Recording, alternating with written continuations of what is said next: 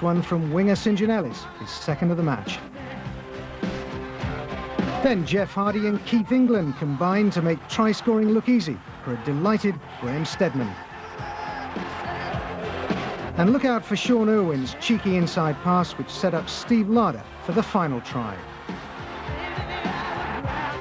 At Post Office Road, Hulkingston Rovers trailed by 15 points until Greg Austin made his mark on the game.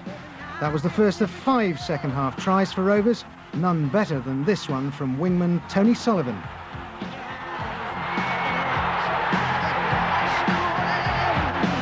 Finally, loose forward Paul Speckman provided the vital pass to put Jimmy Irving in the clear for the winning try.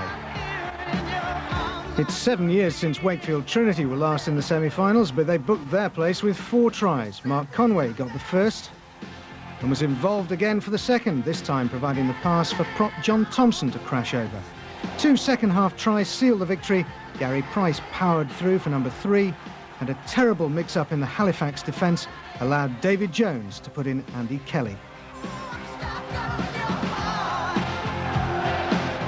At Crown Flat, Dewsbury's handling proved to be the difference between 2 hard-working sides. Andy Dickinson eventually squeezing in at the corner for their first try. Now watch out for a neat touch from centre Chris Squires, and a slice of luck as well, as his kick through evades Batley fullback Paul Storey. And 4 minutes into the second half, man of the match Paul Shuttleworth made the game safe with this solo effort, ending under the posts. Right, time then. Try in the first half, but watch this. Crooks, the ball comes out eventually to Hardy, and that is a fine try for St Ellis. The second half, though, was a different story. This is a typical Castleford move. Crooks seems to get better and better, doesn't he? A lovely little jinking run. The ball goes to Sampson, and eventually Graham Sutherland scores the try. Look, should have been stopped, perhaps. Castleford's next try was scored by Anderson, but made by Steadman. Watch for the little patty cake here, there. And Anderson scores. The biggest blow for Hulkingston Rovers, though, was in the loss of Brian Niebling. Now, the build-up really starts here. Sampson's interception, the tackle comes in. It's a good challenge, that. Niebling goes on top of him, and the referee says he doesn't release him, and that's a sin bin offence, according to the referee. And, of course, he faces disciplinary action now because he was sent off last week. Hulkingston Rovers, 1 try. Jimmy Irving, the scorer. Lovely jink there. Fullback completely wrong-footed. And to be fair to Hulkingston Rovers, they did show continued spirit. But bad luck as well. The final pass, look, just falling away. And then the end for Castleford, 2 tries. The first was scored by Larder.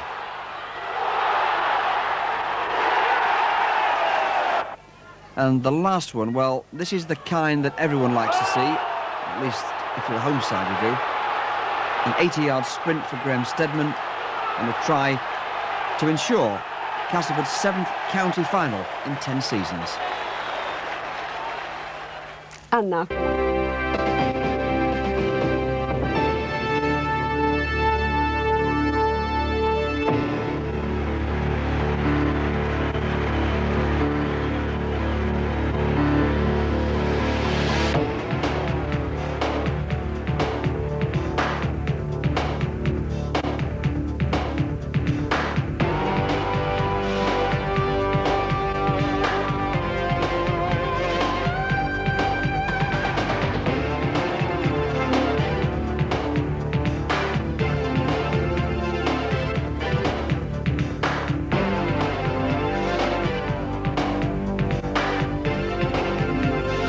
The Tykes private party today, the final of the John Smith Yorkshire Cup. 2 famous old clubs at Wakefield Trinity face Castleford at the Elland Road Soccer Ground, the home of Leeds United. About the famous old Yorkshire Trophy, first competed for in 1905 when Hunslet beat Halifax at Bradford Park Avenue Stadium. 18,500 people that day paid £465 to watch the final. Well, hello again. It certainly has come a long way since then, both the game and this competition. It's Wakefield Trinity against Castleford today. Wakefield in their first final in 16 years, Castleford their 7th in the last 10. And as far as Wakefield are concerned, they believe that today they have a player in their side who knows exactly what it's like to be a winner. Adrian Shelford knows all about cup finals from his days as a Wigan player. Shelford was part of the team that dominated the domestic game last season. But when his contract expired in the summer, the Riversiders decided to let the 26-year-old Kiwi leave. So now Shelford's a Wakefield player, and already he's preparing for another cup final. Oh yeah, well, you know, it's going to be an important game on Sunday. I don't think our team's played in the first 12 years, so it's going to be a very important game. Adrian Shelford's close season was spent playing for his old Wigan coach, Graham Lowe, at Manly, where he turned in some impressive performances. And I bet that David Topless hopes that Adrian Shelford will produce some runs like that here today.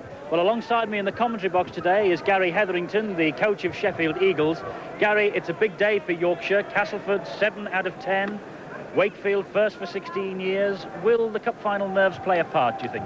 Well, both teams will certainly be nervous. It's already a great atmosphere and a marvellous occasion. Two teams desperate to win a major trophy. Two teams of fairly contrasting styles as well. And I think everything's set up for a fascinating final. And there is Adrian Shelford, the man who is no doubt expecting so much today. Prop forward, 6 New Zealand caps. He could well join the elite band of players who have won Lancashire and Yorkshire Cup winners' medals here this afternoon. And opposite him, Lee Crooks, a slimmed-down version of Lee Crooks we're seeing this season. He has high hopes of regaining his place in the Great Britain side against Australia. And as you can see, he really is leading the rallying call to his troops here today. This then, the Castleford side. Steve Larder, Australian, is at full-back. St John Ellis is on the wing. He's a quick player, 4 tries already this season. Sean Irwin shares the centre berth with Grant Anderson.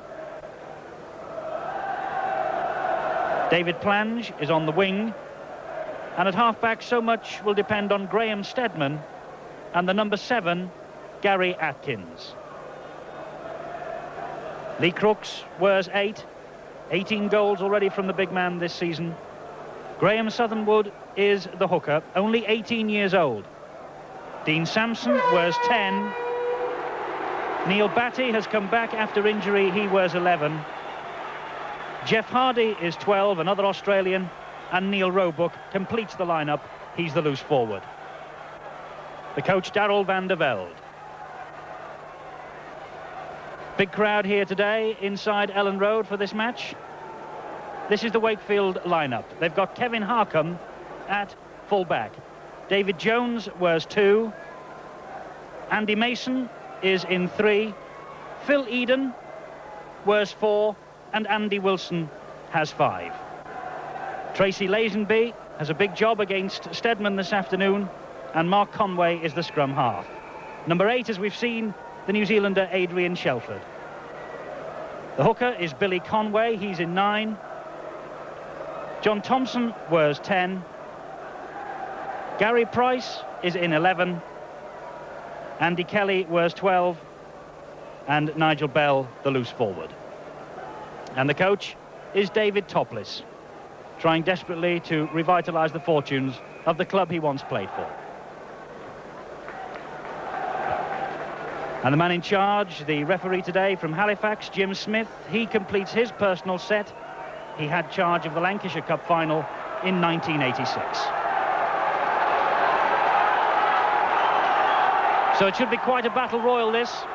Two sides of great tradition.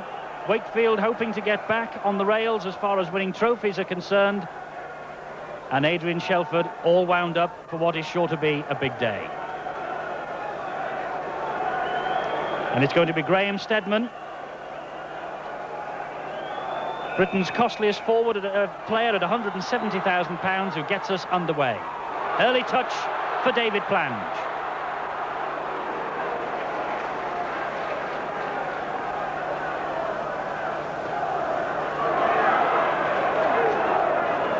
Certainly the first part of the match is going to be a very physical affair. Shelford with a huge drive down the middle. And look who's in there and sorting him out, hopefully, for Castleford anyway. Lee Crooks, of course. Always important early moments in any match, and notably in a cup final, Gary. The early moments when the forwards really do feel each other out. Yes, as I say, we've already seen a fairly physical challenge there. The touch is on. It was a late challenge by Sampson on Mark Conway, the Wakefield Trinity scrum half. The touch has seen it, and it'll certainly be a penalty to Wakefield Trinity. The referee is having words with his touch judge, and there is the injured player, Mark Conway, last season's Player of the Year. And there's the challenge. It was fairly hefty and fairly late. It wasn't a dirty challenge, but it was late and it was intentioned, and Castleford have spotted that Mark Conway is going to be doing most of the kicking for Wakefield, and looking at putting him on the ground early in the match. So penalty then to Wakefield Trinity in the opening minute and a half here. And not surprisingly, Kevin Harcombe will have a pot shot at goal to try and steady the nerves down and get the first points on the ball.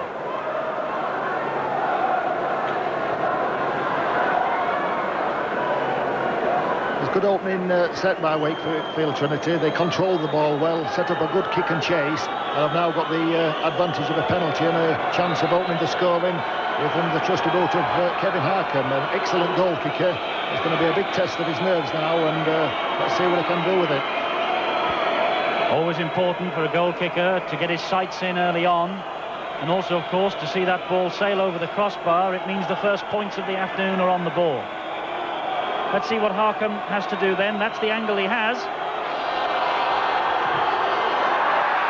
And he's pulled it wide, and he won't be happy with that.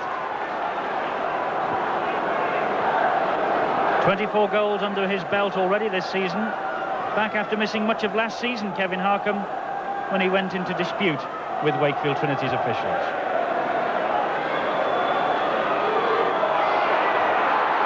Harcombe again then, from full back. Good run from him too.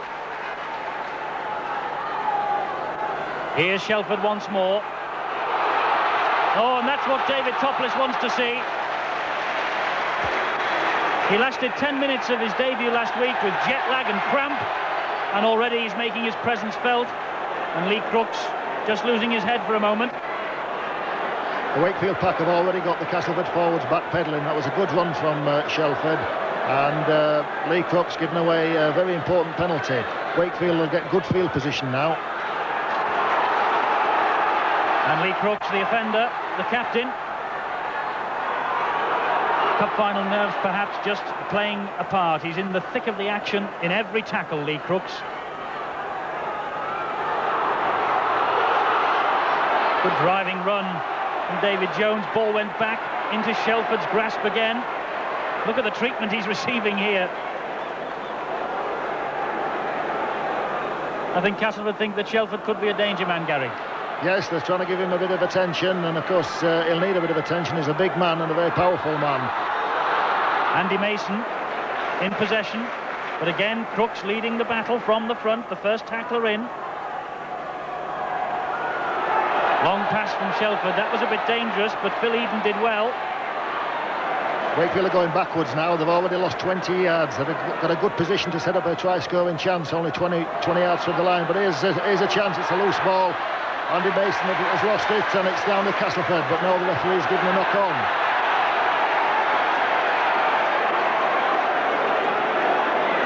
Gary Atkins, the scrum half, thought he was onto it there, but it looked as though he collected it clean enough. Maybe it was back a little earlier. Wakefield get possession. That's a great run from Lazenby. He's heading for the corner. He's got Mason in support. This is the first try for Wakefield Trinity. Andy Mason delighted, and so are they. Coming up to 5 minutes on the watch, and Andy Mason has opened the scoring. What a marvellous try from Wakefield. A scrum move, a run round from the scrum, and a tremendous break by Tracy Lazenby. Handed on to Andy Mason, he did the rest. A run round move, Tracy Lazenby takes it back from the scrum, sees the gap and hits the gap. Now can he run? Can he make the 40 yards to the line? It doesn't look so, because Stedman's in pursuit. Hands on to Andy Mason. Now he can run and he's going to score. There's no stopping Andy Mason. In for a tremendous opening try. Lazenby's first break really did set it up on a plate formation, left the Castleford defenders trailing in his wake, headed for that corner, and there was no chance of stopping him. Andy Mason, the 49th try of his career for Wakefield Trinity, his 4th try of this season. So only one away from the magical 50. Well, that's a great start for Wakefield Trinity. They've held most of the possession. I felt they were fairly fortunate to get the scrum field there. It was an important one, and 4 points on the board at this early stage of the match. Will it be 6? Harcombe having a pot shot. That's a great kick. That's an excellent kick off the touchline from Kevin Harcombe.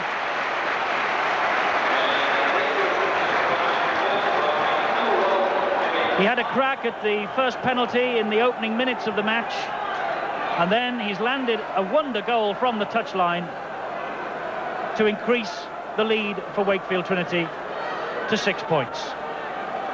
Castleford 0, Wakefield Trinity 6. And Wakefield at this moment in the driving seat.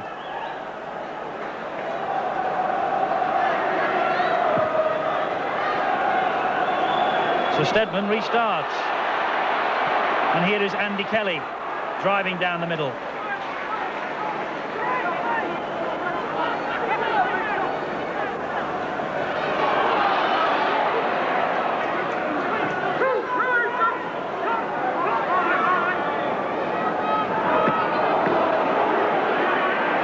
Again, my word, Sampson and Crooks really are in on him tight.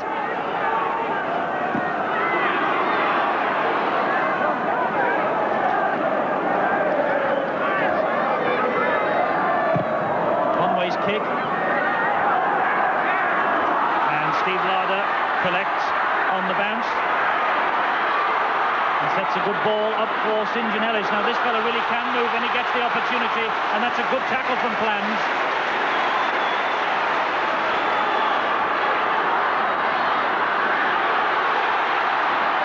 Castleford in possession for the first time, already looking very dangerous and setting up a good field position to mount another attack. Sampson once more.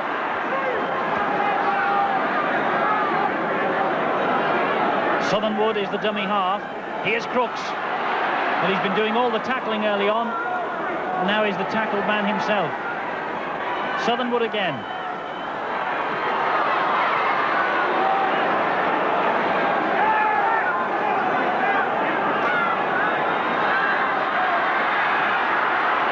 Good ball, plunges out wide, they won't need him. And Gary Atkins has said whatever Wakefield can do, Castleford can do as well. Good try from Atkins, good pressure from Castleford. The first real attack of the game, a little wink from the try scorer there for St. John Ellis, the winger. And this is how the try came about. Yes, excellent play by Neil Roebuck. Takes the Wakefield man out perfectly, gives it to Gary Atkins. He's got a man outside him but doesn't need him. Dives over for a marvellous try by Castleford. Good play by Neil Roebuck. Took 2 defenders out, left Gary Atkins with a 2v1 situation, and he finished off in style. Yes, they had a man out there on the far touchline in David Flange, but Atkins didn't need him. And so I wonder now what Lee Crooks can do from a similar position to the one that faced Kevin Harcombe a few moments ago. Obviously up the other end of the field. That's the 25-yard line. And the line behind him is the touchline, and that's the angle that he's got.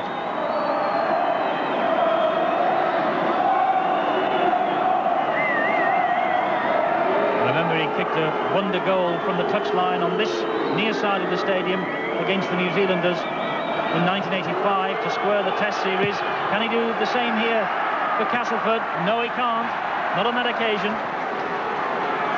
Well, the match has certainly got off to a cracking start, 2 marvellously worked tries, and Wakefield looked to have the ascendancy, but Castleford take back with the first real bout of possession. Both teams need to settle down now, and it's going to be a battle of who gets the better field positions and which defences come out on top. I read in the papers that David Topless was hoping for an open game. He'd made a couple of changes to his side to give us an open game, and well, the early moments here are proving that it could be a great match we've got on our hands here. Yes, couldn't have had a better start, and here's Jeff Hardy, the Australian. A lot's expected of Jeff today. I'm sure he won't disappoint. Castleford will look to consolidate possession and set up a good kick and chase and pin Wakefield back in their own 25. Here's Crooks again. A familiar style from him. Ball under the right arm. Bustling forward. Oh, great play.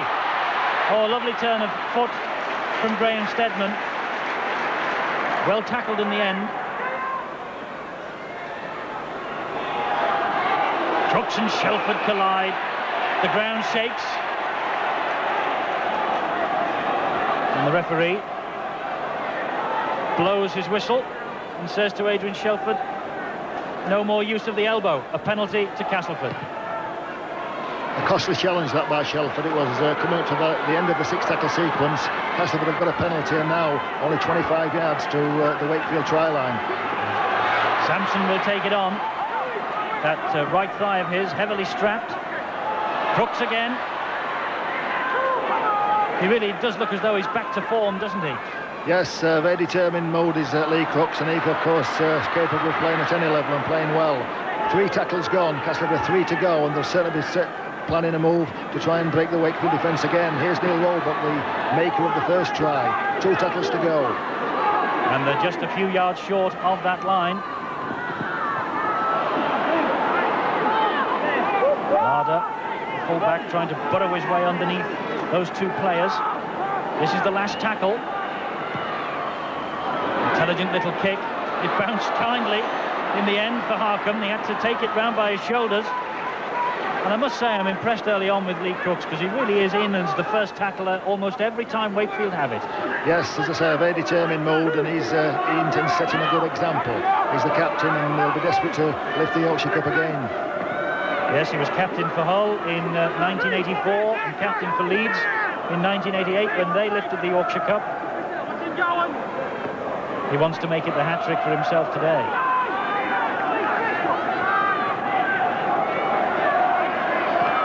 Wakefield, though, in determined mood themselves. It's a good long while since they last won the Cup. You have to go back to 1964 in the days of Neil Fox, when they beat Leeds 18 points to 2. So they've waited a long time for silverware at Bellevue.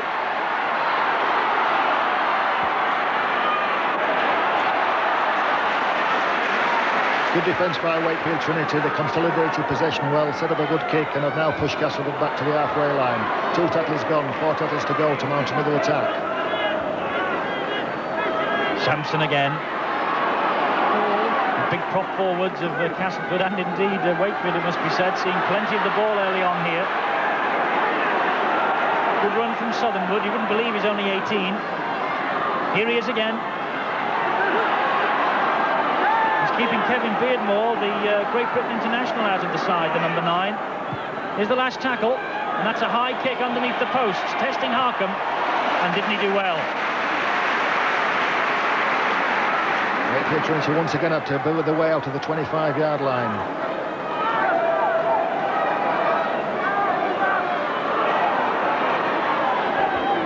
Interesting that on the last 2 occasions Wakefield have tried to get out of this area by spinning the ball wide on the 4th tackle. Castleford tend to look to consolidate possession and take no chances. Interesting tactics from Wakefield, and they are capable of splitting the Castleford defence from there. But at present just holding the ball, big forwards, bringing it up close in, and look as though they're now going to set up a kick and a good chase. And this is on the last tackle, so Harcombe's kick's got to be good. And it's right, I was going to say almost down the throat of David Plange, but it bounced off his knees. Now this fella is a speed merchant too. Good play. Steadman carries it on. Roebuck was there in support, just couldn't slip the pass.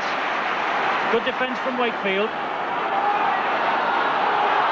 Oh, that was a misunderstanding. But fortunately for Castleford, Neil Batty has collected it. Yes, but they've lost 30 yards there, lost an excellent attacking position, and now going to start building again.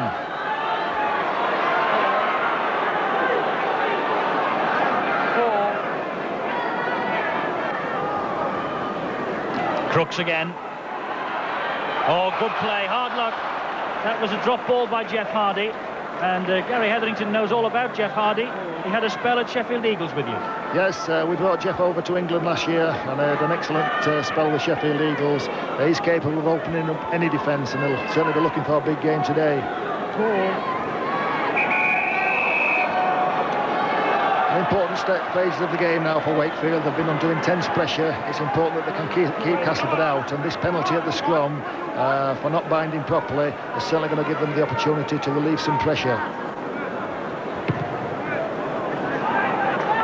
And they do relieve the pressure. And they'll start again from just inside the Castleford half with Shelford. That's what David Topless wants to see. More of that, but maybe not as much of that. He was dragged into touch by 3 or 4 Castleford defenders there. That's poor play by Shelford, allowing himself to get dragged into touch on the first tackle. Destroys everything that Wakefield have been trying to build up. Of course, he couldn't do much about that. Pretty determined defence by Castleford, and there we go, sliding over the touchline. And the scrum has collapsed. The referee wants it to form again. Oh, and Wakefield get one against the head. Lazenby. You don't often see that in rugby league these days, striking against the head. It's all about possession from the scrums, and what's more, it's all about offside decisions at this moment. The referee has caught 4 Castleford players offside, and Harkham, needless to say, will have a pot shot at goal. Well, Kevin's already missed one, but kicked a good penalty, good conversion, and he's now got the chance to extend the lead. Wakefield have defended extremely well. They've been under a tremendous amount of pressure, but the loose ball that Castleford spilled lost them 30 yards. From there on, Wakefield picked up and made good yardage, and a scrum against the head, and now themselves in a good attacking position and got the chance at 2 points. That's the angle that Harkham has got to increase the lead. Wakefield ahead, 6 points to 4 at this moment. It might be 8-4 in a few seconds' time. Harkham just steadying himself and getting the composure right. He's kicked that one.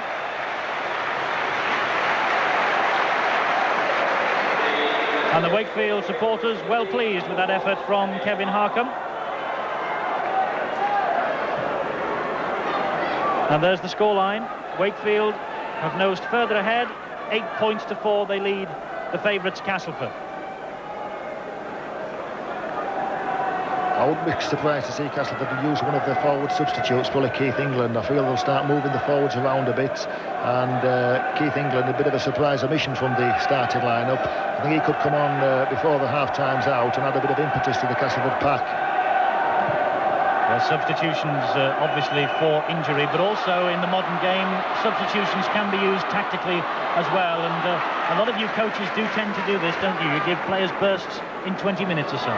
Yes, it's a very physical game, a hard game. Both teams have put up a tremendous opening burst, and when a fresh sub, one of the quality of Castleford subs can come on, can certainly have an effect on the game. Wakefield have it though now with Gary Price.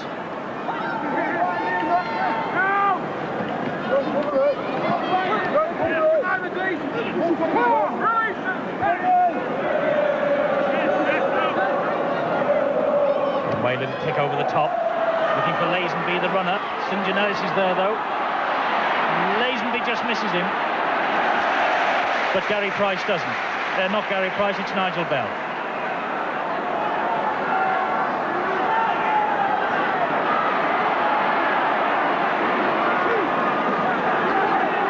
David Plange coming in field now. He's been starved of possession out there on the left-hand touchline. But this fella hasn't been starved of anything, Lee Crooks. He does look slimmer and fitter, I must say, than 12 months ago. Steadman. Oh, got a kind bounce. Unkind for Andy Wilson. but kind for Graham Steadman. And I think the touch judge is saying that the ball came off Wilson's hand, and so that will be Castleford's feed. Well, here it is now. A very important one as well. I'm not so sure that the touches was right on that occasion, but it's certainly given a big advantage to Castleford. I must say our replay wasn't terribly convincing either. Referees, of course, and touch judges have to make the decisions in an instant. Castleford, though, get possession. Steadman. And this is Irwin. Good tackling from Lazenby. And Phil Eden was there as well, tidying up. This is Steadman again.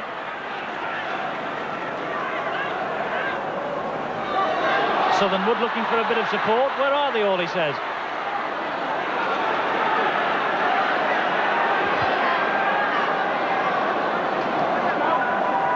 Maybe they're ready this time. Crooks certainly is. And Crooks has released the ball. An interesting decision by the referee there. Lee Crooks just tried to slip out a short pass. It would have been a very important one as well. I felt the Wakefield player knocked the ball down, and I think Castleford can count themselves unlucky there. Penalties have gone 5-1 in Wakefield's favour as Kevin Harcombe prepares to take this one.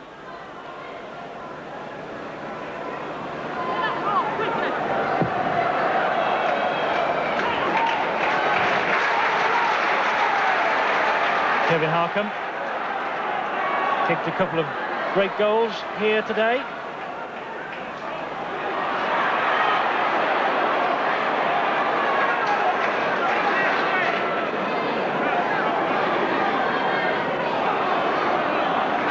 It's John Thompson.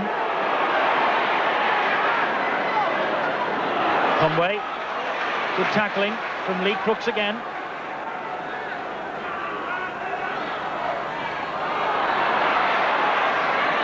Wakefield back where they started there. A little kick over the top. That's for Wilson to chase, but St. John Ellis is there. He's made a muff of it. They all have. Well, Conway's collected and dived over the line, but the referee, and I don't think anyone in the crowd will object, has said that was a knock-on. It was very untidy. Yes, poor play by St. John Ellis. He certainly should have had the ball wrapped up then, but here he is doing a juggling act. Andy Wilson's trying to get in on the act, and eventually the ball, I think the referee's as confused as anybody in the ground. The ball was into touch. A penalty at the scrum. Castleford will kick for touch and relieve the pressure.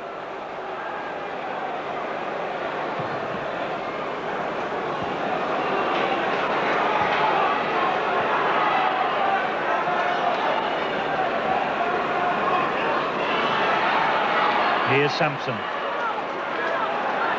I must say he was one of the best forwards on show in the British game last season. And who knows, we could be watching the rebirth of Lee Crooks here.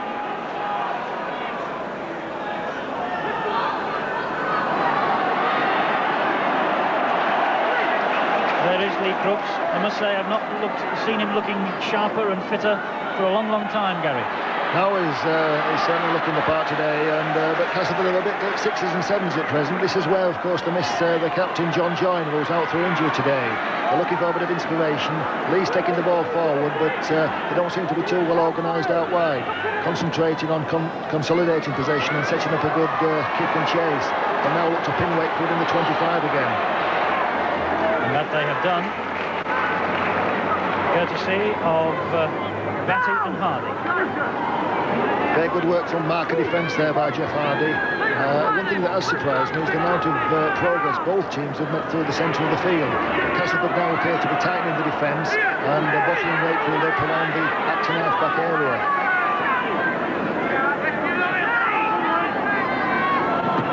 Here's Lazenby. Can he release the pass? Well, he tried to. There's an almighty scramble there, but Castleford have come up with the ball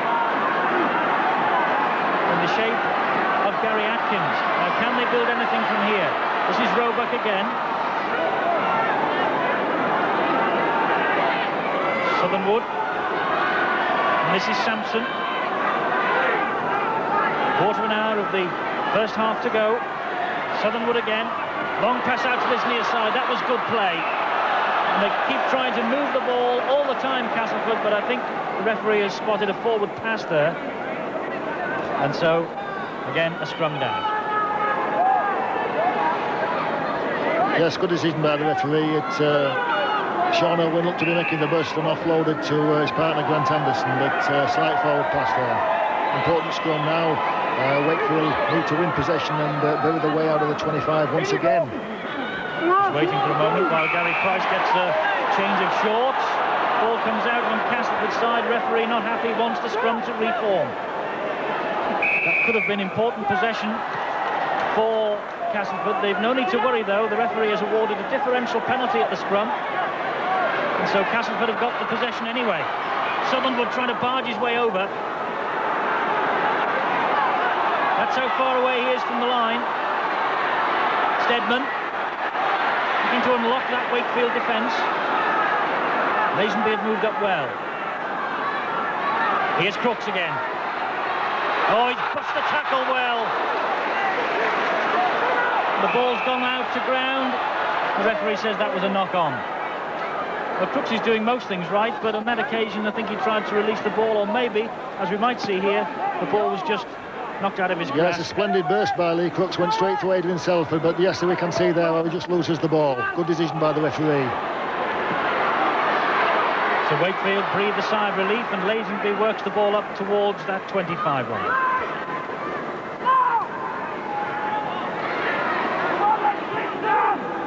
The last time Wakefield tried to get out of the 25 by moving the ball wide, it proved costly because they lost possession.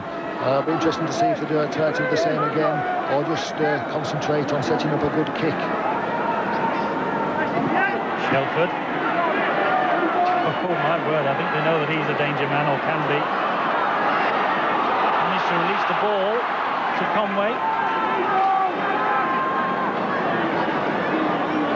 Conway having a word with the referee about that challenge. This is the last tackle, so expect a kick from Mark Conway here. And Larder took that well. It was a difficult bouncing ball. And the referee allowed play to go on there, even though Phil Eden looked as though he'd moved inside the 5.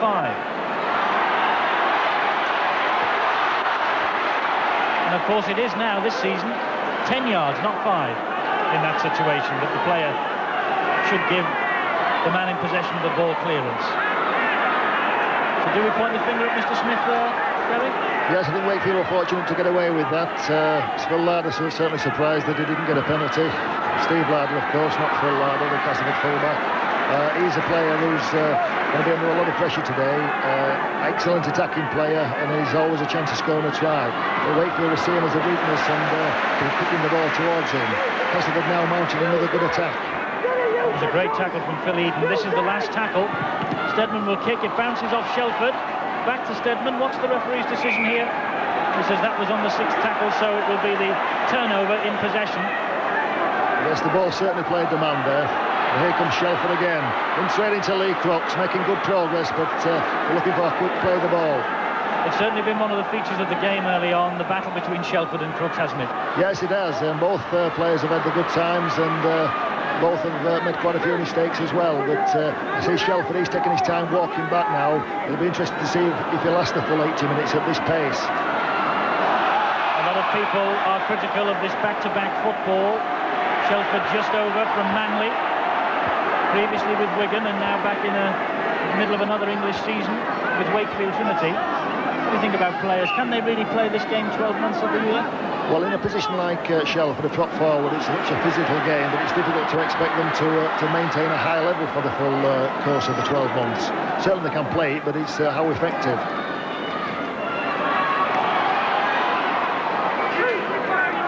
Well, Wakefield Trinity are the early league leaders in the First Division.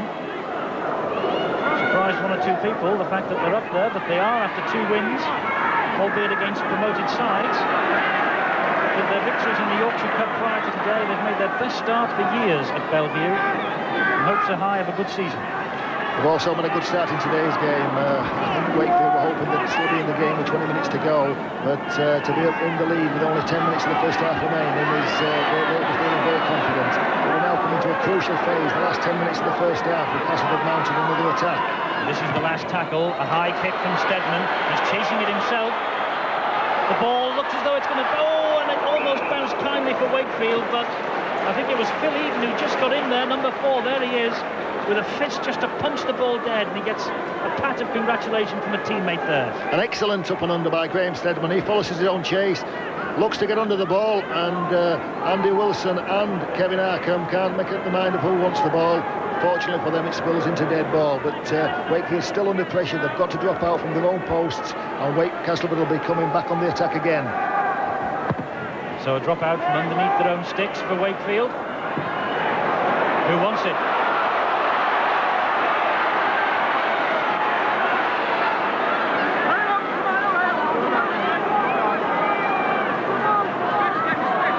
Looks again. Lost his boot there. Jeff Hardy. Gary Hetherington was saying an important phase of the game for Wakefield. Can they hold on here as we approach half-time? They're ahead 8-4, and their defence really being tested here. As the last period, they spent most of the time in their own 25 defending, and it's difficult to get out of that area. But here comes Castleford. Gary Atkins looking for the burst, but it's not on yet. This is the last tackle, so expect perhaps another high kick, or will they run it? No, they've elected to run it this time. That's a good run too from the centre, Sean Irwin. He's given it to St John Ellis, and it's popped out of his hands, and that's Mark Conway, I think, underneath all those Castleford bodies. He's come up with the ball for Wakefield. Wilson now trying to make ground.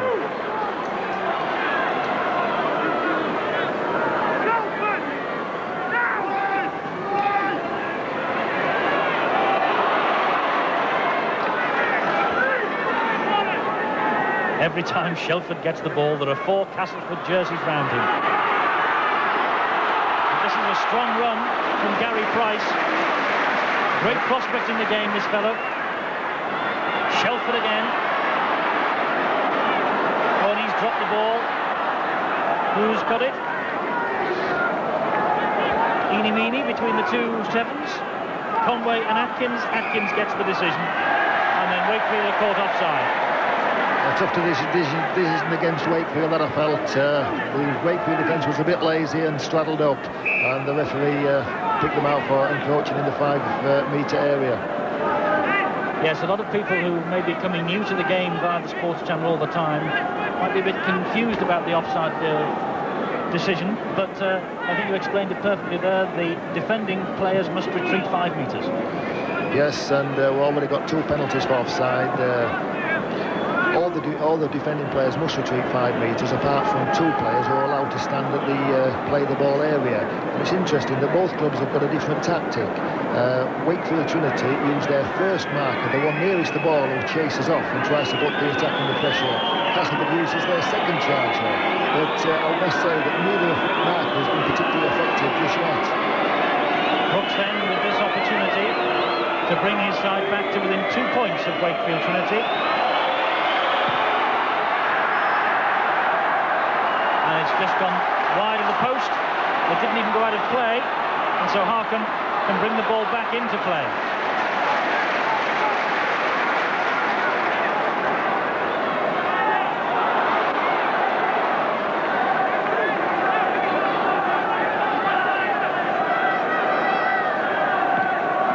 Lee Crooks will be unhappy he hasn't found the target yet. Wakefield, of course, would be delighted. 8-4, they still lead.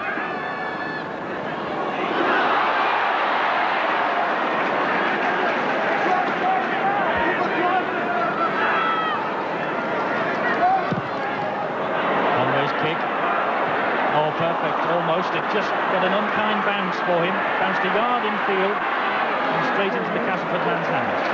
The important thing, though, is it's pushed Castleford back. Their forwards are taking the time getting back now. David Proclanger will try and relieve and run. A very powerful wing on this, and always something's likely to happen when he's got the ball in his hand. And the same can be said for this fella, Dean Sampson. 5 minutes of the first half to go. Castleford coming forward. And they've got players out wide on this near touch line. There he is, St John. He's elected to go round the outside. This is a great run from him. A kick ahead. Harkup. Oh, they're playing juggling again. Wakefield in a bit of a panic at the back. Good play by Castleford. They moved the ball to the wing. An excellent break by St John. Here we see him. He beats his opposite number, Andy Wilson. That's a tremendous burst down the touchline side. But watch Gary Price coming from a cover defence, a marvellous cover defence from the Trinity second row forward, Gary Price.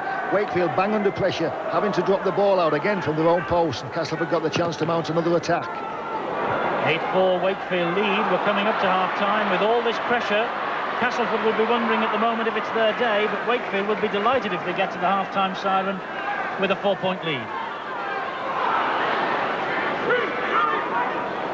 Steadman, the man in possession for Castleford. Southernwood, Crooks again, always looking to unload. No one coming in on the burst to help him out on that occasion.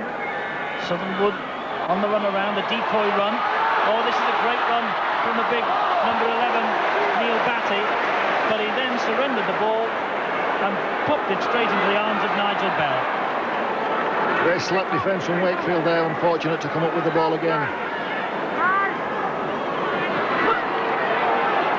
This fella's certainly making good yardage. Gary Price having an excellent half.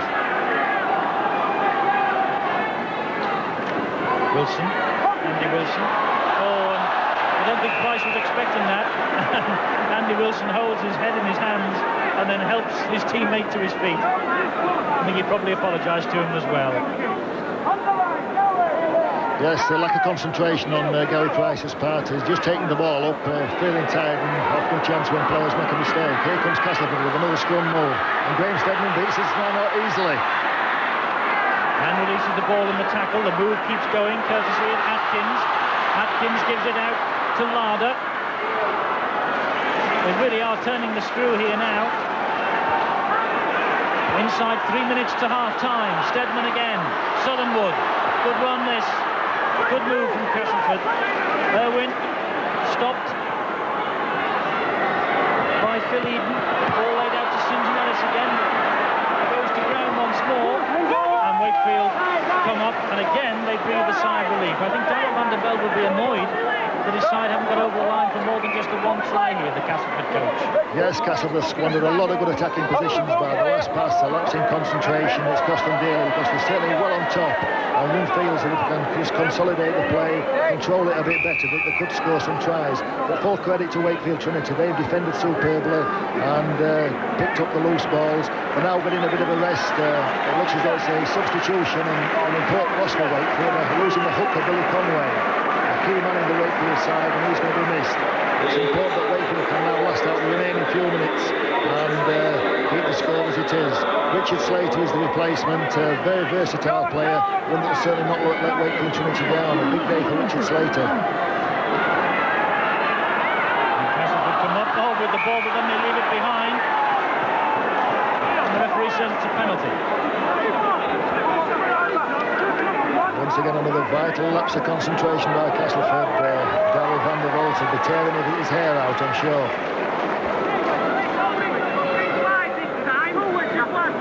So a penalty to Wakefield. They can relieve the pressure on their line.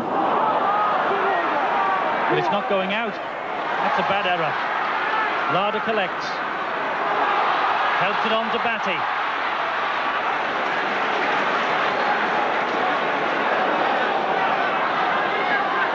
Roebuck.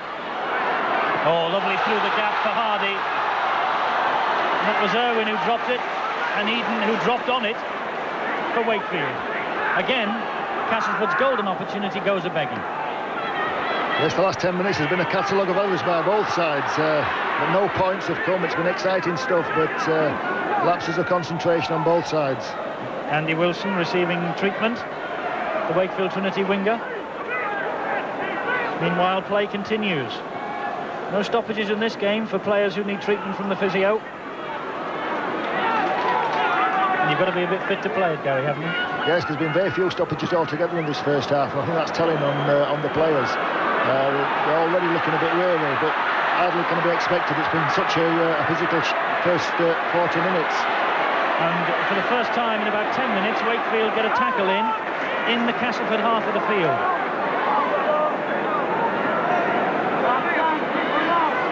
Oh, Bucko, what a good run from him.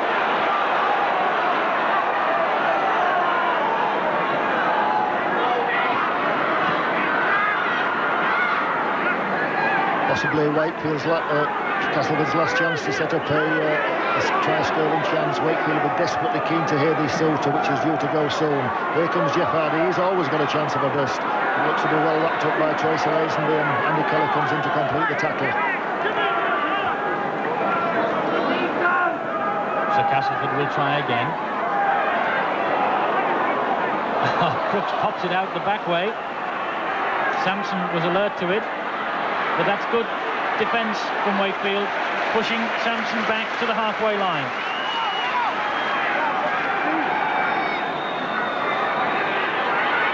Crooks again. Well, every pass at the moment from Crooks is just beating his own player. There's the half-time siren. And Wakefield will be well pleased here because they've weathered some very, very heavy storms up towards half-time. They lead, though, 8-4 at the break. Second half in a few moments. And welcome back to Elland Road. The half-time score in the John Smith's Yorkshire Cup final. Wakefield ahead by 8 points to 4. The favourites, Castleford, have got to come back from behind in the second half, and that's coming up shortly. But during the break, let's look ahead a fortnight, because then the Kangaroo Tour will be well and truly underway, not only for rugby league in this country, but also for us here on the Sports Channel. Remember, you'll be able to see every match of the 1990 Kangaroos Tour right here on BSB throughout the autumn. And today we look at the vital area as far as Australia are concerned, the halfbacks. Supremacy resumes in October when the Australian Kangaroo team begin their tour of Great Britain against St Helens at Knowsley Road. The Aussies have been undefeated in their last two tours, but will have to work hard to maintain that record when they face a different class of opponent than they had to deal with in 1982 and 1986. These days, British Rugby League can hold its head high. We can boast consecutive World Club champions. In Wigan, who beat the Aussie champs Manly in front of 37,000 people at Central Park in 1987. Superb play by Wigan. Edwards, oh, what a great counter-attack by Wigan. And Joe Lydon was the man that sparked it. And witness the championship holders last year, who defeated the Canberra Raiders fresh off the plane after winning their first Winfield Cup against Balmain in one of the greatest grand finals in history. And they're pulled down just always the almost is there! Try! Steve Jackson reached out and scored! What will win the premiership for the Canberra Raiders? I didn't think there was any way he was going to make that, but he did!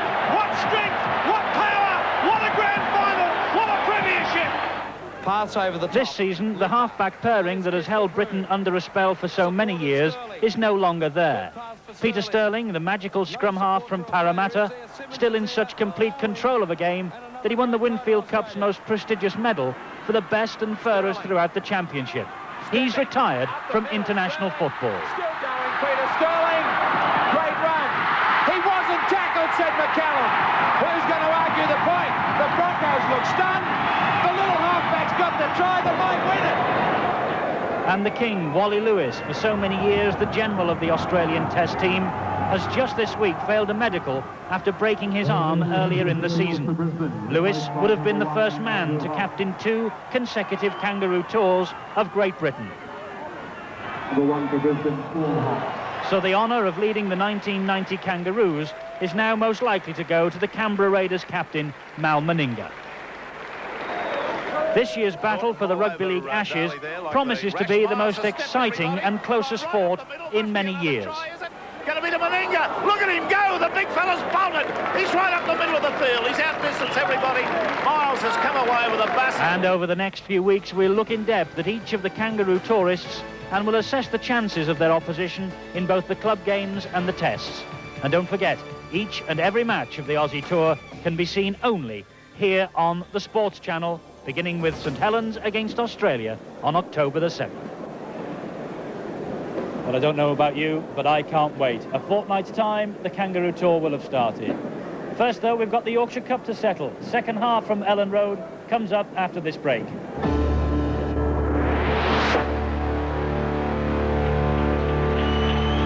And welcome back to Ellen Road in Leeds for the second half of this Yorkshire Cup final. There's the score. Castleford 4, Wakefield Trinity 8.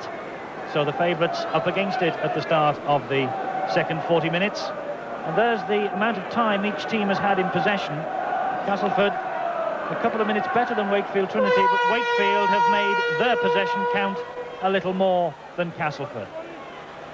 And as far as the tackling is concerned, they are the team tackle figures. I can tell you that Lee Crooks is the top tackler for Castleford with 21, and John Thompson, the top tackler for Wakefield, with 20. We're underway in the second half. First touch for Dean Sampson. Other interesting statistics, by the way, the penalty count has gone Wakefield's way 6-4. Scrums in Castleford's favour 4-3. And errors, Wakefield have made 5 to Castleford's 4. So an error-strewn in many ways first half. We saw that certainly up towards half-time, Gary Hetherington. But for all of that, an exciting match, and Wakefield, I think, better pleased at this stage than Castleford. Yes, it's been a fast and furious first 40 minutes, but Castleford especially will certainly be looking to control the ball better. They've had some excellent attacking positions in the Wakefield 25, but the last pass has gone astray, let Trinity off the hook. But full credit to Wakefield, they've defended superbly. They need a good start to this second half, and they could really have Castleford rocking. Stedman's kick ahead. That's one for David Jones to catch. Interesting thing about Wakefield, they beat Castleford twice in the First Division last season. They won 22-14 at Bellevue, and then won a cracker at Weldon Road later in the season, 18 points to 16. So they know what the job's all about, Wakefield Trinity, when it comes to meeting Castleford, certainly in the recent past.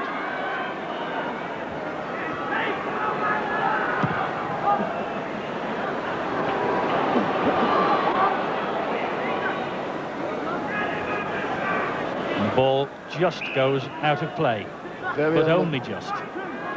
Very unlucky for Wakefield. That was a perfectly judged kick, almost perfectly, should I say. Just dropped over the in-goal line. Now gives Castleford a chance to run the ball out. And it's Jeff Hardy who is doing that.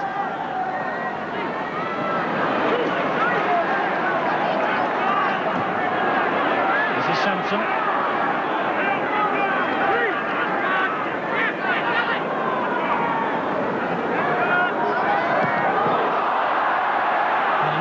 From Castleford, just when they seem to have Wakefield stretched on that far side, but Andy Wilson has dropped on it for Trinity, and here's Shelford again. Asking a lot from the big man.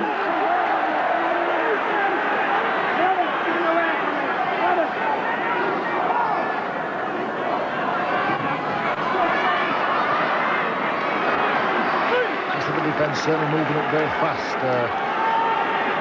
Here comes Johnny Thompson. He's made good yardage in the first half and makes another valuable 8 to 9 yards. Sets up a good attacking position for Wakefield. What have they got in the cupboard here then? This is Lazenby. Oh, a great scything run from Lazenby. Mason's in for his second try. Good tackle from Pland. Wonderful tackle from David Pland. Wakefield still haven't finished. Now they have, for the time being. Larder dropped on the angled ball from Mark Conway, but what a run this was from Lazenby. Cut through the Castleford defence. Mason, well, he's a speedster, but so is Plange, and what a copybook tackle from David Plange. Tremendous defensive play by Plange, certainly saved Castleford on that occasion, but now Castleford still under pressure as they have to drop out from under their own posts. They reach halfway though. Harcombe.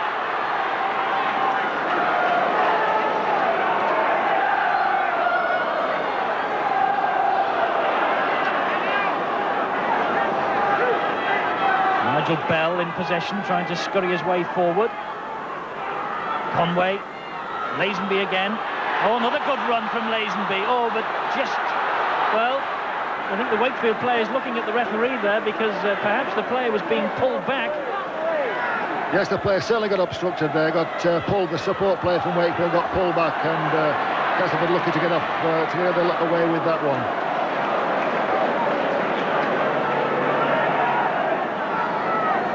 So Wakefield try again, but they've been pushed further back towards the halfway line.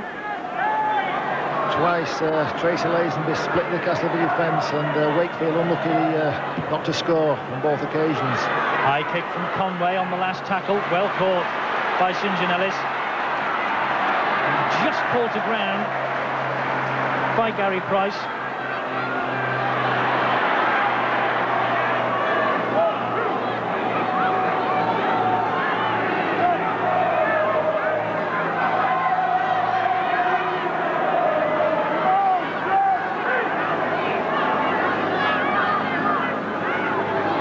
Southernwood from dummy half himself. Shelford, good cover tackle. Crooks.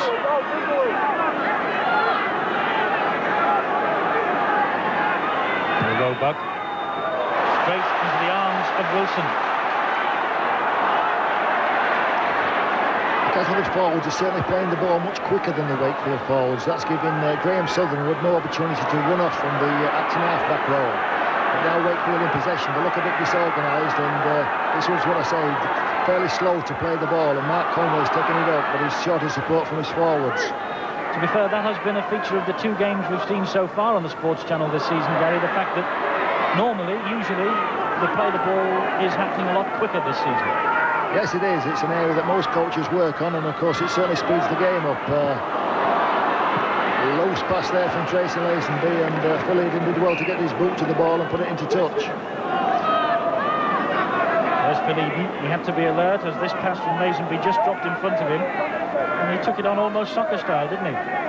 Yes, a bit of good footwork from Phil Eden.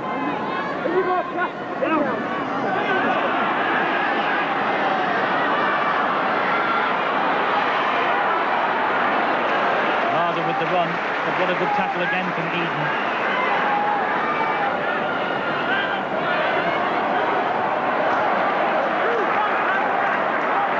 Getting through some work defensively, Wakefield. They were under the cosh for the last 10 minutes of the first half. And while the game has generally at the start of the second half been played in the Castleford half of the field, Wakefield have had to get through some tackling stints. They have again now with Hardy out there on the far side. St John Ellis going from acting half-back himself.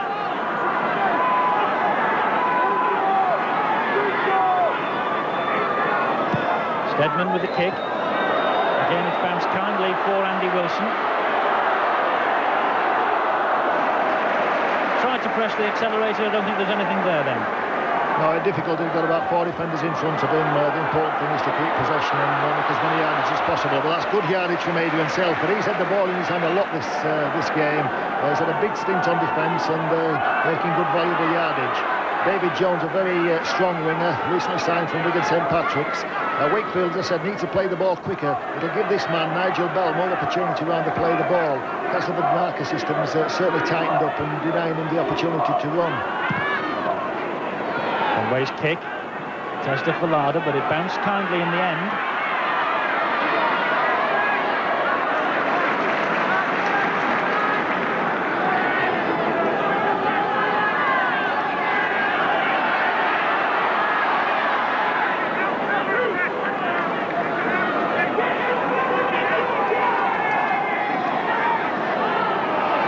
That's good play.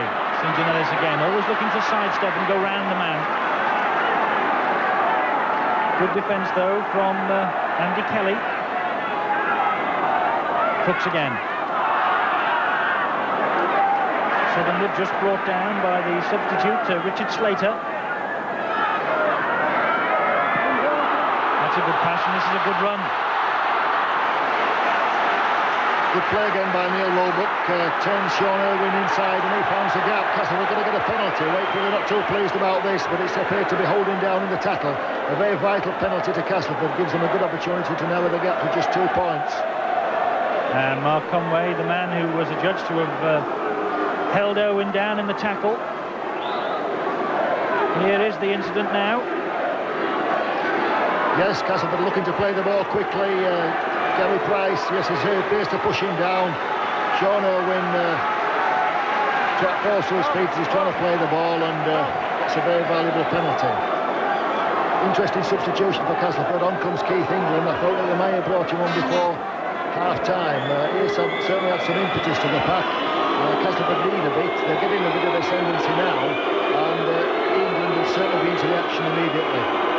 Lee Crooks then, looking for his first goal of the day, and he's kicked it this time. And that's brought his team back to within 2 points of Wakefield Trinity. Lee Crooks, his first successful kick of the afternoon, and it's Castleford 6, Wakefield Trinity 8. We've got a final on our hands.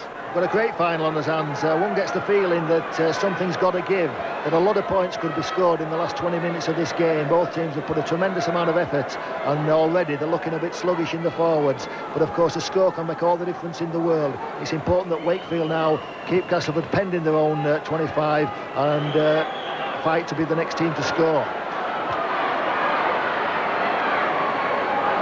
Steadman, the man in possession for Castleford. He takes it on his own. There was no marker there to play the ball. Ooh, and if he could have just released the pass to Plange. Plange was on his way. Here's England. First touch for him. Beefy England, they call him. Sampson. The Castleford pack now going forward and gaining good yardage. They're beginning to get on top. And here's Jeff Hardy. What's expected of Jeff? Good ball inside. Once again to Keith England in the action straight away. Castleford getting well on top now. They'll be looking to Jeff Hardy. He's had a quiet game so far, but he's the man that could convert this pressure into points. Here comes Castleford on the attack. What a marvellous ball. What a tremendous ball to Neil Batty.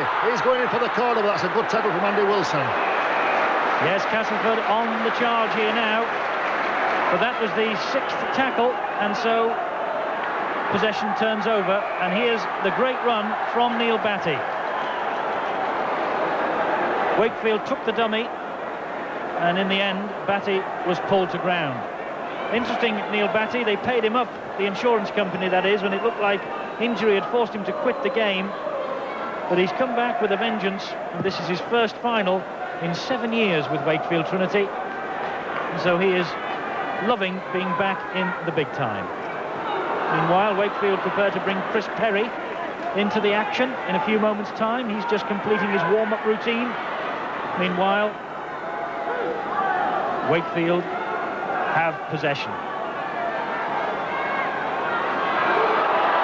That was the turn of the Wakefield pack to take control. So 2 good drives by the props, Adrian Shelford and John Thompson, followed by a good wide run from Andy Keller.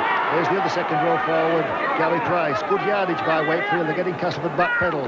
Here comes Mark Conway, puts the ball deep, penning Castleford into their own in-goal line. Harder collects. He's got Plange there with him. And Wakefield had moved up well to bring him down. Good tackling that from Nigel Bell. Hardy again. Gary Hetherington said, much expected of Jeff Hardy. Quiet game from him though so far. Sampson. Yes, but I think he could be the man to unlock the Wakefield defence. He lingers out wide, catches the defences unawares, got a lot of pace and a lot of power. And I'll be surprised if Jeff doesn't have a big impact in the last period of the game. Harder's kick ahead to his opposite number, Harcombe. And he's got a chance here to make a bit of ground and pick up pace. Ran diagonally, but still made about 25 yards or so. Jones.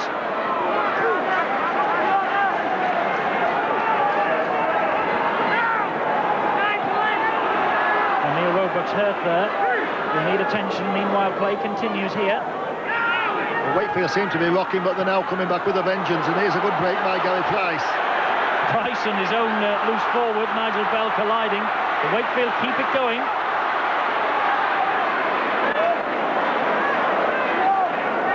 Wakefield certainly giving as good as they get in.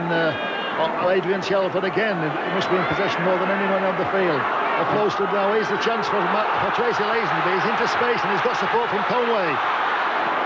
Just couldn't get the ball out. But Wakefield keep on coming. High kick. Larder caught it well. And Bell had moved up to bring him down. Well, it's been a fascinating first phase of the second half. Both teams have been well on top for periods. Castleford have looked like scoring points but haven't done. Wakefield have hit back and now they've got a chance. But they need to keep the pressure on. They need to keep Castleford pending their own half, get possession, keep hold of it and set up try scoring chances. And I feel sure that some points will follow. Brooks in possession for Castleford. The Castleford supporters come alive when the ball gets out to David Plange on this touchline. And that was a good run from him, but an equally good tackle from David Jones. Forced the man out towards the touchline. Took him low down. Good pass out from Grant Anderson. Took him second chance round the ankles. And Richard Slater completed the job. That was good defence. And Richard Slater has come on and Andy Kelly has gone off. It's a blow for Wakefield, losing the captain, and second row forward Andy Kelly. Looks as though he's got an arm injury. Wakefield both subs now, and both lightweight subs. Bit of a mess at the scrum and penalty. Wakefield lose the advantage of head and ball. The penalty goes to Castleford. Looking down on that bench, the Wakefield bench, the old ice packs are being used in abundance down there.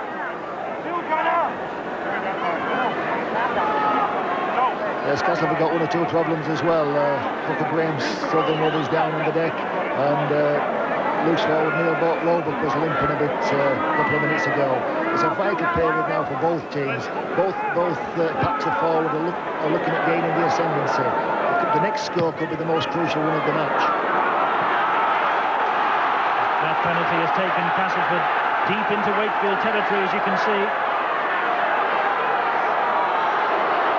So they're going to have a go here. Oh, but they've dropped the ball. But fortunately for Sampson, the ball dropped behind him. And Roebuck was able to gather in again for Castleford. Testing moments for Wakefield then. There's a man in the Wakefield colours flat out under his posts. The referee stopped the clock.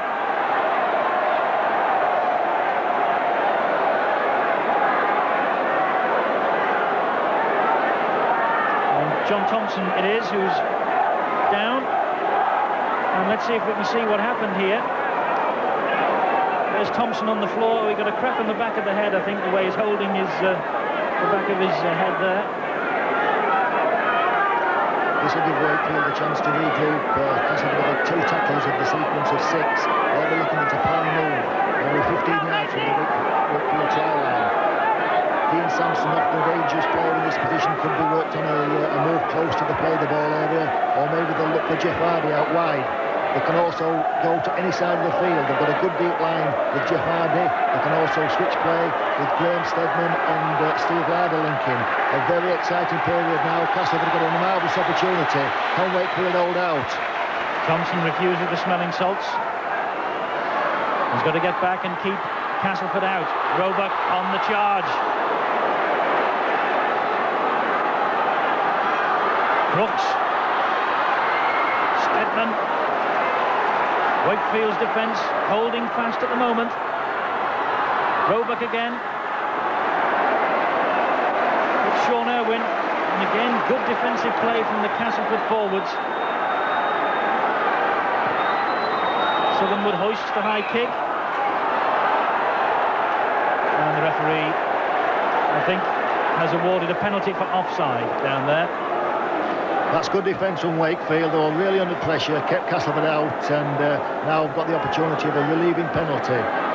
Kevin Arkin will place the ball. He'll take his time, give his forwards some rest, put the ball over the touchline, and Wakefield once again will have the opportunity to keep possession for 6 tackles and hopefully pump the ball back into the Castleford half. Shelford, the first man into the thick of the battle.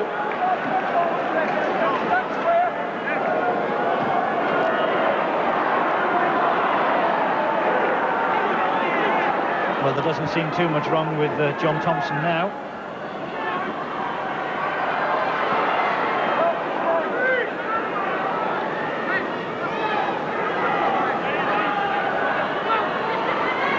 Mason shrugs one challenger off, saw a little gap, nearly through. Yes, Wakefield certainly looking to Andy Mason for some inspiration now. He's the one man in the team who can score from any part of the field. St John Ellis can as well for Castleford. But Wakefield defending well. This, by the way, the 6th post-war clash in the Yorkshire Cup between these two sides. It's the first final. Castleford have won 3 of the previous 5. At the moment, it's going Wakefield's way just. They're ahead, the men in blue, by 8 points to 6. Sampson. And we're midway through the second half. And who would your money be on now, Gary? Yes, a very interesting last period of the game. Certainly one gets the feeling that Castleford have a chance, and they've certainly got a chance now with Neil Batty, but a tremendous cover tackle by the Australian Chris Perry. It's Castleford though, still got the pressure on. Graham Steadman looking to kick. Up goes the ball. That should be an easy one for Kevin Arkham, so it is. He'll look to relieve the pressure with a good run. Doesn't need to, because Wakefield have got a penalty. Castleford are inside the 10-metre mark. Whenever they put a kick up, if there are players in an offside position, they must give the catcher 10 clear metres, and didn't do it on that occasion. Normally, in a situation like that, the man catching the ball would be delighted to receive a penalty, but Kevin Harkham, I noticed, flung the ball away in disgust because he could see that he'd broken the cover, and although the line was about 80 yards away, he, I think, believed that a try was begging. However, he's found touch with the penalty, and Wakefield will restart. Interesting, by the way, Gary, the way that Harkham's taking the penalties today. Yes, he's not kicking out of hands. Making no mistake by planting the ball on the floor and place kicking it into touch. Of course, a player can have the opportunity of either placing it that way or punting it. Kevin Harkin obviously be safer to place the ball.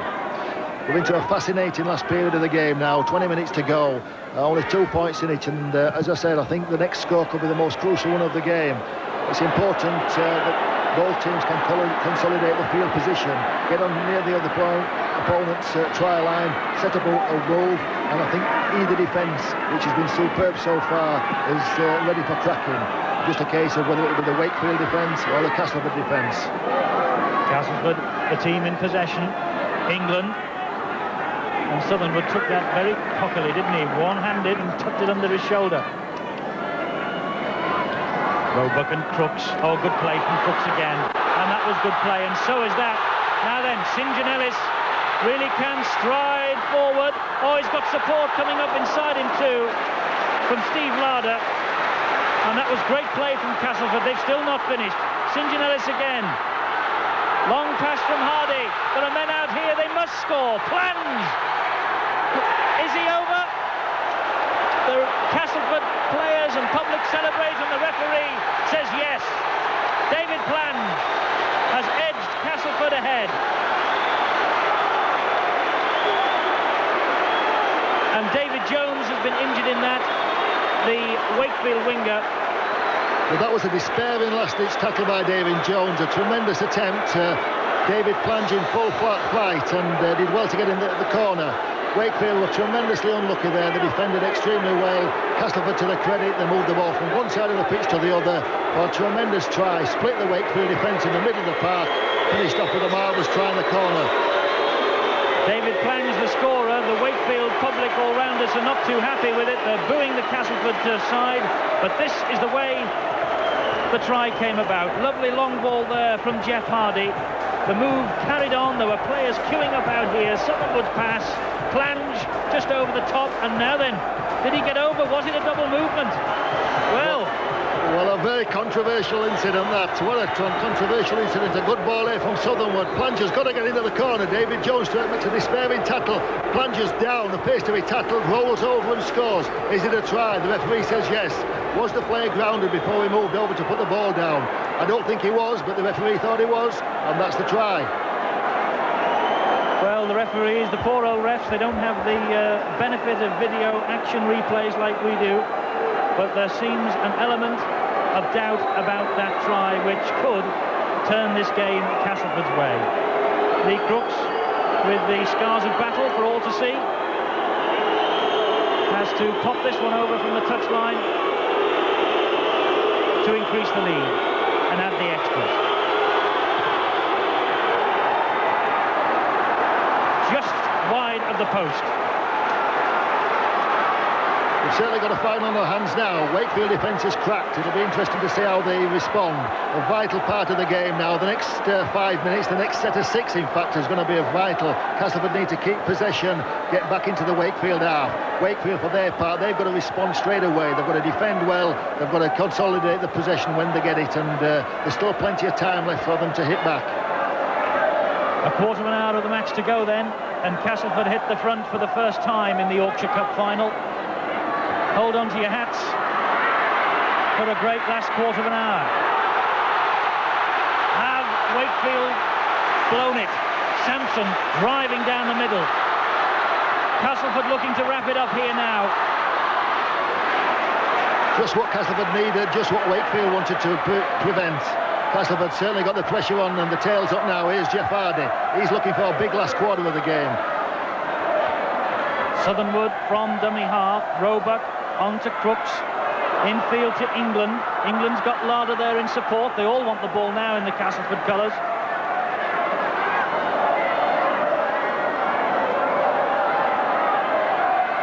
Good pass from Crooks. Good support too from this fellow Graham Steadman. Larder's kick.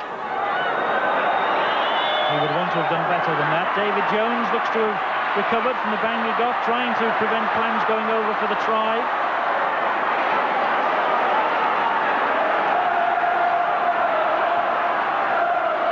Shelford.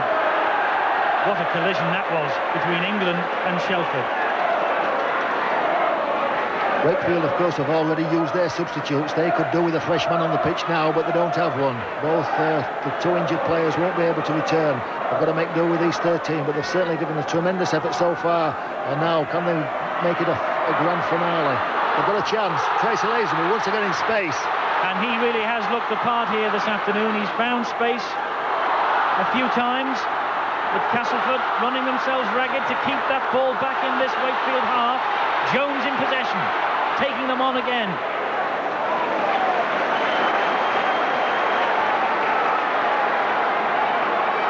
It's a good final.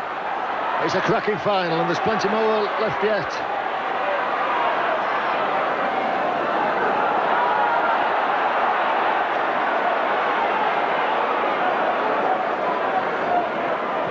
Conway's little chip ahead now. Mason is there, and so too is Slater. He hacks the ball on.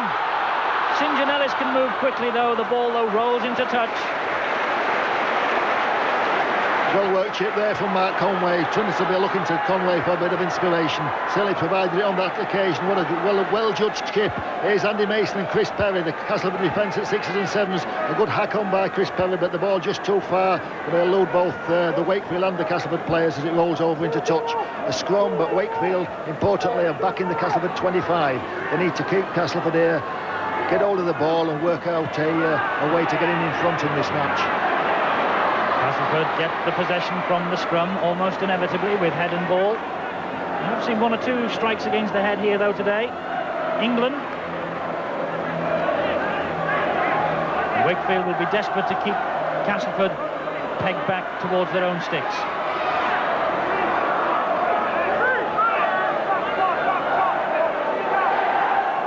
Here's Crooks again. Always looking to offload the ball in the tackle, Lee Crooks. Sampson.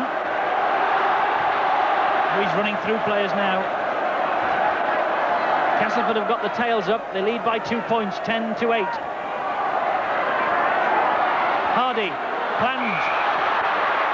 And referee says forward pass. Plunge disgusted. Yes, a forward pass on the 6th tackle, so that's a turnover to Wakefield Trinity. They're automatically given possession because the error occurred on the last tackle.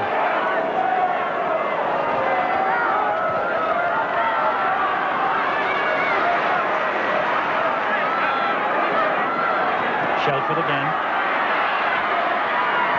Saw a lot of the ball early on in the second half, went a bit quiet, was coming back into it now.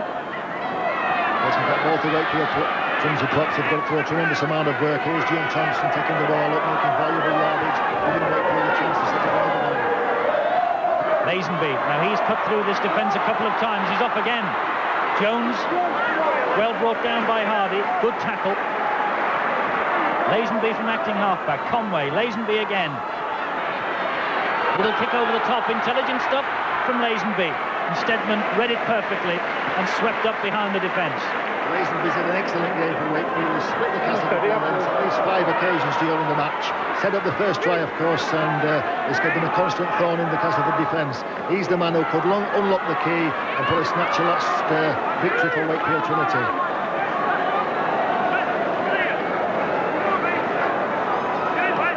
Here's England, 10 minutes to go, 2 points in it. Castleford 10, Wakefield 8, Castleford in possession. And this is the last tackle. Steadman's kick. Harkham lets it bounce. He might regret that, he does. That's a costly mistake by Kevin Harkham there. The Castleford chase was pretty poor. He would have had the opportunity to run at least 20 yards, but he's let the ball drift into touch. It's a Wakefield Trinity feed, and they've got the loose head as well. They should win possession. They need to win possession, but who knows? It's a scrum, and a critical scrum at that. So that's how far away from the Wakefield line they are. Wakefield must win possession here, and they have. Mark Conway.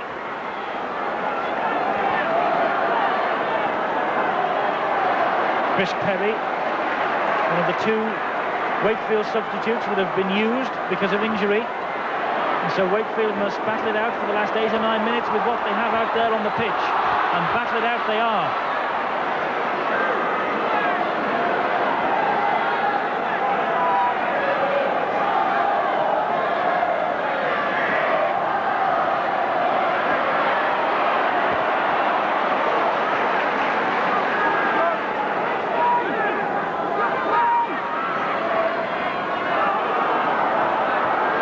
Again. Now this fellow really can unlock that Castleford defence, but he's enveloped by 2 players. Crooks is one and Roebuck was the other.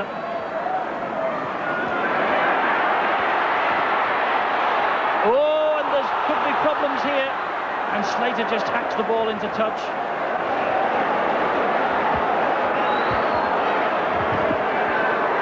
Well, that could have been a costly error. Here it is again.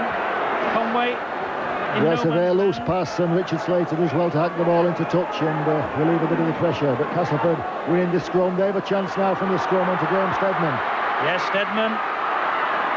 Good tackling, though, from Phil Eden on that occasion. Here's England. Oh, I think he felt that, Keith England.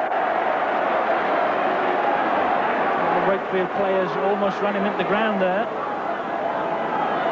as I think we will see. Good challenge there by Kevin Harkham. Keith England spills the ball in the second tackle. Castleford were looking to mount another attack for what could be the game-clinching try.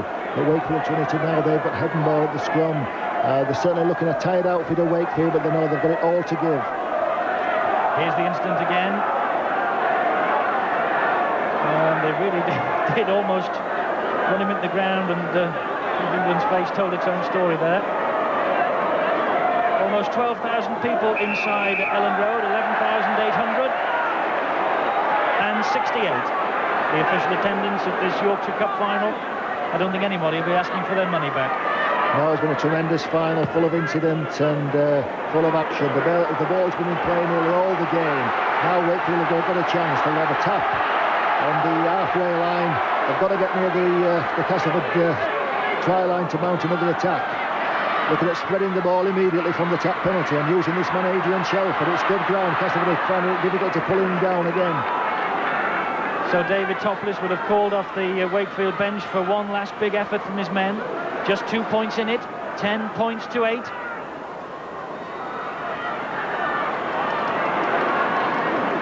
Castleford are ahead, Wakefield are in possession.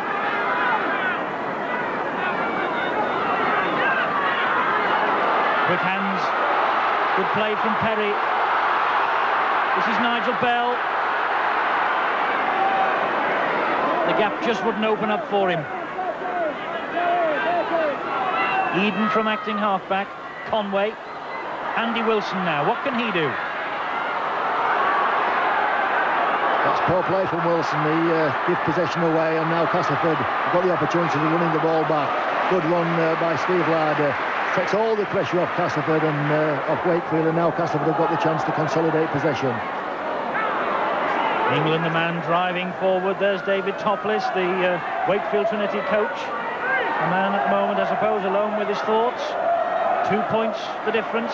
Castleford 10, Wakefield 8. Castleford in possession with Jeff Hardy. And there's Darrell van der Velde and Mick Morgan in the foreground, the coach and assistant. And that's a great kick. That's a punishing kick from Graham Steadman at this stage of the game. Both coaches, of course, biting the nails, and Darrell van der Velde will certainly be pleased to see that kick go into touch. Puts Wakefield Trinity right back towards the try line. They're going to have to come, they're going to have to win this scrum. They'll have another 90 metres in front of them before the try line. Certainly a good field position for Castleford as we are now into the last 5 minutes of what's been a really absorbing final. It has been an absorbing final. There's nothing much to choose between the two sides. Chris Perry trying all he knows, the substitute for Wakefield, and he's got a penalty. I think maybe he kidded the referee there. Steadman certainly thinks he did. Holding down in the tackle. Now what's your decision here? Yes, another penalty for holding down. It's a good tackle, is that, from Graham Steadman. Puts Chris Perry to the ground. He's not satisfied with that. Lays on in the tackle, preventing him from getting up and making a quick play of the ball. Good decision by the referee. Pat on the back then for Mr. Smith. Shelford.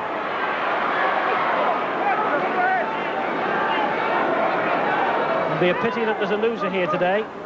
Both sides have put in so much effort to get their hands on the Yorkshire Cup. Castleford much fancied for the championship. They've made a dreadful start to their league campaign. 2 defeats to Warrington and Wigan. Are they going to get their season well and truly back on the rails here this afternoon at Ellen Road in a competition that Darrell van der Velde, it must be said, doesn't have too much time for? He thinks that the British players play about 15 games too many every season. And he's not a lover of the county cup. Well, it will be if they win it, and certainly he'll be as nervous as anybody in the ground at present, because Castleford have got the opportunity to land the first major trophy for quite a long time. 3 minutes to go. Wakefield trying desperately to get the lead back that they've held from the moment that they took the lead early on in the match. They went ahead after only 5 minutes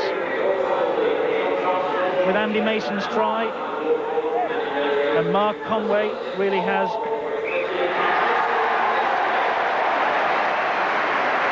tried to turn things round.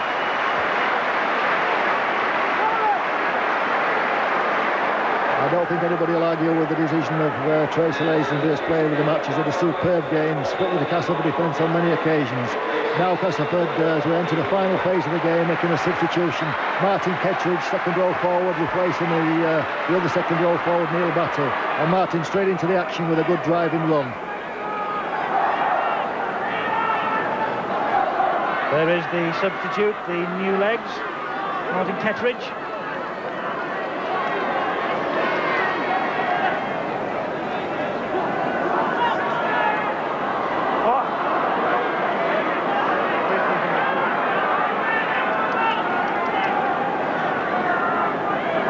England from acting halfback.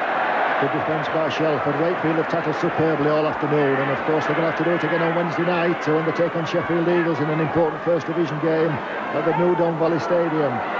Superb effort by Wakefield. We're now into the last couple of minutes of the game, and they need to get possession and then surprise Castleford with an attack. Good deep kick. Oh, and David Jones makes a hash of it, knocks on. Disappointed. A really good deep kick, putting Jones under pressure on his own 25, bounces off him, and a knock on. Crucial mistake by Jones, but once again Wakefield can count themselves unlucky not to get a penalty, because David Plant was certainly within the 10-metre line. But it doesn't matter, because Wakefield have got a penalty from the resulting scrum. They're not kicking to touch, they're going to move the ball. Here it is with Adrian Shelford. He's had a tremendous match all afternoon, taking the ball forward. Need to play the ball quickly. Could this be Wakefield's last chance? Well, they'll certainly move the ball. There's Lazenby in possession, man of the match. No wonder that he can't go anywhere around when he's got his own prop forward Thompson and the opposite number Dean Sampson to get round. And I think that ball was dropped in the tackle there by Richard Slater. The referee didn't see it. Waves play on. Jones again.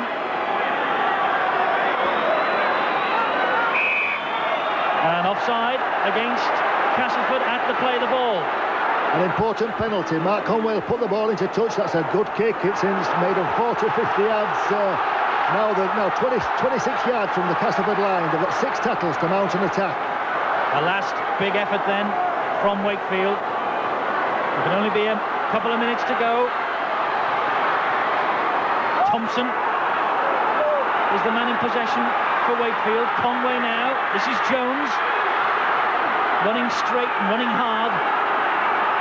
Castleford closing the door. Oh, juggling skills, but not juggling skills on that occasion by Richard Slater. Oh, and Gary Price disappointed. And this is the reason why. Yes, poor play from Wakefield, lack of concentration. Richard Slater should have caught the ball, but he needed to knock on, and that would give the advantage to Castleford as they come away from the scrum with Neil Roebuck. So Wakefield really must pen Castleford back for the 6 tackles here. Castleford 10, Wakefield 8, and we're in the time added on for stoppages. So is it going to be Castleford's day? It is, with runs like this from Steve Larder. Tremendous run by Steve Larder, made 20 valuable yards. Castleford just looking to consolidate possession now. They'll take it to the 6th tackle and then pump the ball towards the Wakefield Trinity line. Hardy. Brooks again. Last tackle for Castleford. Wakefield must get it back, and quickly, but this could be another punishing kick from Steadman. Harkham collects it, watches it closely. And good play from Castleford, moved up to smother the man with the ball. Jones is looking for support. Wakefield, as they say up here, are blowing for tugs. Lazenby. They've got numbers on Castleford. Lazenby's in space again, and a good ball to Chris Perry. But the Castleford defence, good cover tackle that from Sean Irwin. 2 minutes of added time played. No one's leaving this ground. Kick from Conway, Steadman underneath it. That surely must be curtains for Wakefield. Steadman at full tilt, straightening up. Great run from him.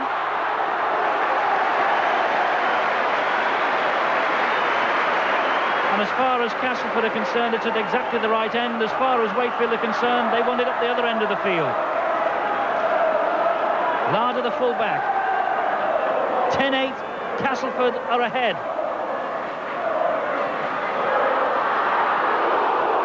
And there was a swinging arm in the tackle.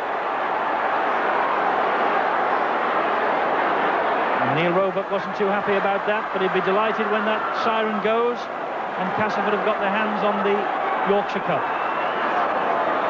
They're not taking this too quickly, and who can blame them? Attempted drop goal from Roebuck. That's wrapped it up. Right on the siren. Neil Roebuck clips the ball over the top of the line, and Dean Sampson is doing cartwheels on the pitch here. And Castleford have won the Yorkshire Cup. 11 points to 8, the final score. And there's the man of the match. Consolation in defeat for Tracy Lazenby, the man of the match. But Castleford's day here at Ellen Road. An excellent final. A tremendous final, played with a cracking pace throughout. Only surprise is that we've not seen a lot more points on the board, because both teams have used the ball extremely well. We've seen some good attacking play and some excellent approach play by both teams. Well, Lee Crooks has completed the hat-trick. He has picked up the Yorkshire Cup as captain of both Hull and Leeds, and now he completes the hat-trick by doing exactly the same for Castleford. He leads the applause of the Castleford public. It's Castleford's day here at Ellen Road. They've won the Yorkshire Cup by 11 points to 8.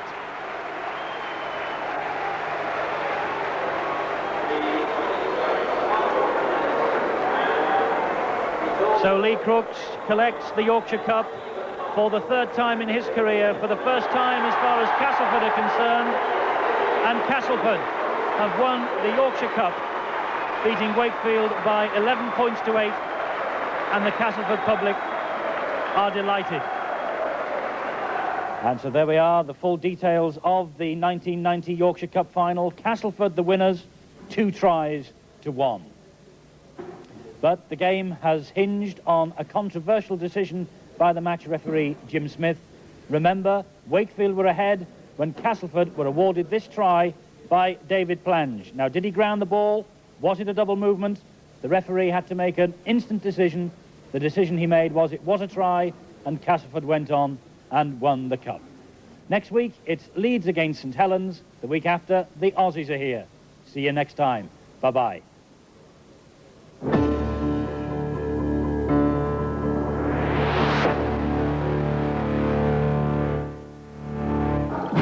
Gave them a real fright. A superb Wakefield Trinity try suggested a shock was on the cards. Lazenby made it, didn't he? And Mason, number 3, provided the powerful payoff. Tries don't come any better than that. Castleford replied with a typical raid. Roebuck to Gary Atkins. Good try. Harcombe's penalty gave Trinity a half-time lead of 8 points to 4. But Castleford's second-half performance won the day. The revitalised Lee Crooks landed the goal. And then the killer try, certainly controversial. A fluent classy cast build-up, and Plange eventually scores in the corner, but Trinity didn't agree. So Castleford win the Yorkshire Cup again, and watch how they celebrate. Number 10, Dean Sampson, there he is. Well done, Cass. And can I mark your card? On Wednesday, of course, Sheffield Eagles playing their competition in Rugby League, which still affords them an opportunity of winning something, is the County Cup. In Yorkshire, Castleford have just won the John Smith Trophy for the 4th time. But second division Dewsbury did reach the semi-finals. Even so, it's not a competition that finds favour with everyone. You know, I just don't think the competition should be played. If it's got to be played, it's got to be played in a different format, reduced number of games. You are consistent because the fact that you've won it hasn't altered your thinking. No, John, no. I'm not a hypocrite, John. You know, I believe that, you know, the way it is, we're probably playing 15 to 20 games too many in a season. And these players just cannot keep this physical contact up. Castleford's victory was indeed hard-earned after a bruising encounter which could well have gone Wakefield's way. Trinity were delighted to be in their first final for 11 years, and Andy Mason might well have won it for them but for David Plange's superb tackle. And Wakefield's coach has no doubt about the value of the Yorkshire Cup. Daryl van der Veld says it's a minor competition to him, but he can give me the cup if he wants it. I mean, I think it's a ridiculous statement. Yorkshire Cup is traditionally a cup, and it's a trophy that the league, if you want to go for the First Division or the Challenge Cup, you have to have the squad like Wigan and Widnes, and plus it gives chances. You're going to get injuries in the Yorkshire Cup competition, but it gives then the chances for young players coming into the game to play in matches like this. So I feel you know, it's out of order saying this is a no competition. No doubt there is a greater strain on modern players. Yorkshire County's secretary, Philip Harrison, concedes that Daryl van der Velde does have a point, but he also believes there is a solution.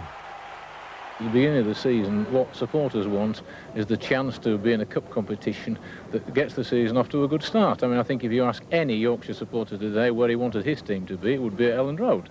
But does Darrell van der Velde have a point in that there are so many fixtures to cram into the list now and there's so many demands on the players? Well, I've given a lot of thought to this, and yes, I think in the way that he puts the argument, namely that players should not be called upon to play twice in 1 week, is a valid argument with the way the game is played today. But the point then is that we don't want to scrap the Yorkshire Cup. What we want is a better system that allows the Cup to be played on weekends, either alternate weekends, say the first Saturday of the first Sunday of the season, and then a league game the following Sunday, and then back to the Cup for a round, and spread it out a bit and let people enjoy it. Well, now to our competition, your chance to win